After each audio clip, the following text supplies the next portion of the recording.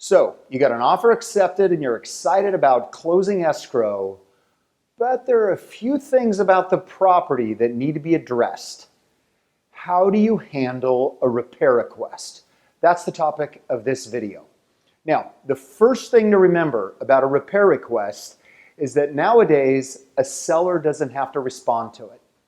That's right, in California, a house can be sold as is, subject to the agreement of the parties, meaning you can put a repair request together and the seller doesn't even need to respond to it. That said, what I've got for you here are 3 tips on what to do about making a repair request and 2 things to not do when making a repair request. Number 1 thing to do, ignore any comments from the seller about it being an as-is sale or that they're not going to do any repairs. That's really important. On my last 3 buyer transactions, written in the counter was that the seller was going to do nothing for repairs. No termite, no additional repairs. That's what they said. But in all 3 cases, we did get some repairs approved by the seller, either done before close of escrow or as a credit from the seller to the buyer. On the other hand, the house that I just sold in Orange a few weeks ago, we put in that counter absolutely no repairs.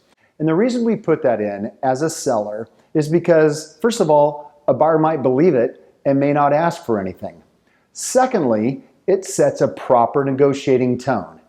Either way, for you as a buyer, ignore anything that a seller has to say up front about repair requests. Number 2, ask for anything and everything you want. Firstly, you just might get it. Secondly, getting something is better than nothing, and asking for more is always better than asking for less.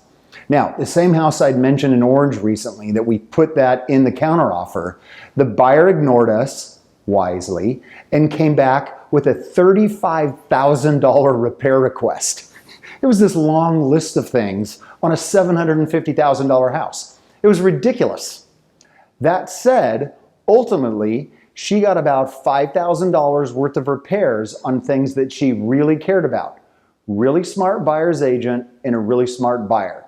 So put everything on the list you could possibly want and just see what happens. Number 3, make your repair request way before your inspection contingency period expires. Negotiating is all about leverage, and you as a buyer have one huge piece of leverage that a seller doesn't have, and that is with your inspection contingency, you can cancel the deal for any reason. So get the repair request in right away, because the closer you get to the expiration date of your contingency, the less leverage you have. Now, what about the things that you shouldn't do? And I've got 2 of them for you.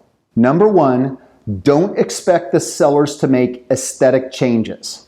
If you want a different paint color, or you'd like new flooring, or a different color on the countertop, you need to take care of that yourself. A repair request is for things that need to be repaired, not things that you just don't like about the house. Number 2, don't ask for repairs on super minor or inconvenient things. You want to make your repair request about something that is wrong with the house that needs to be fixed. Ideally, a functional thing or a safety thing. Those are the 2 biggest things that go over very successfully. A recent home inspection for a buyer that I represented, they identified 2 cracked outlet covers. Okay? It was good that the inspector found those 2 broken outlet covers. The buyer definitely needed to replace those things, but that's kind of a normal wear and tear thing. What you don't want to do is you don't want to get the seller so upset about little ticky-tack things that they ignore legitimate requests on the other hand. So if it's small and minor and you can fix it yourself or it's not that big of a deal, don't put it on the list to begin with. Now, if you'd like to talk to me more about the strategies that I use when representing buyers, both on the front end of the deal and while you're in escrow, please contact me. I'd be happy to talk to you. My number is 949 413-2371, and my email address is michael@hausamgroup.com.